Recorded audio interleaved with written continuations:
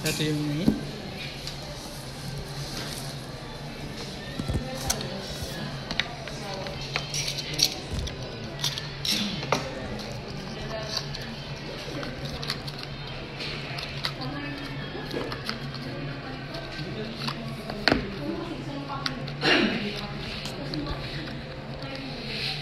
Ito yung phone holder saka yung charging cable. May instruction naman kung paano siniset up. 1, 2, and 3. So, palagay na lang po muna ako. Tatanggalin pa ba yung base? Depende sir. Try mo muna, baka kaya naman i-hold. Sundan mo yung instruction po. Ito. Yung camera.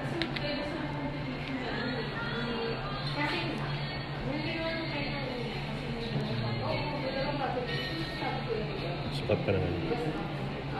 No need to balance na, basta naka-center mabuti.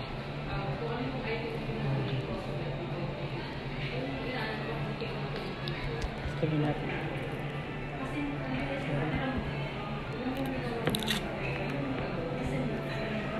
Pilit mo lang, may pattern naman.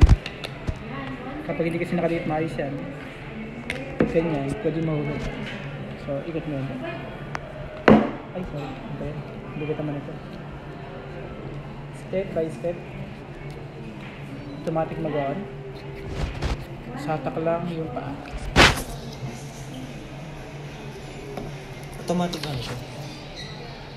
Clear na natin. Naka-open na sir yung Bluetooth mo? Oo nga, naka-open na nga. Yung wifi pala. Hindi, naka-data naman yun. Ano lang, for connectivity lang naman yan.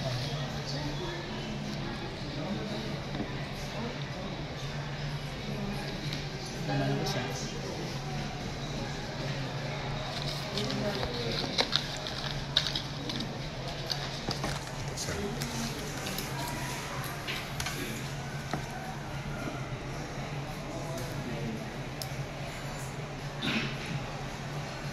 Wala.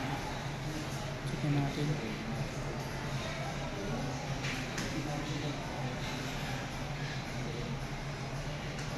Sako.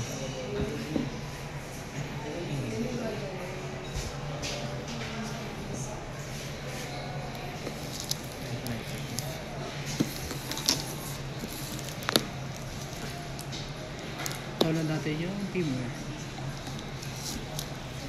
After that,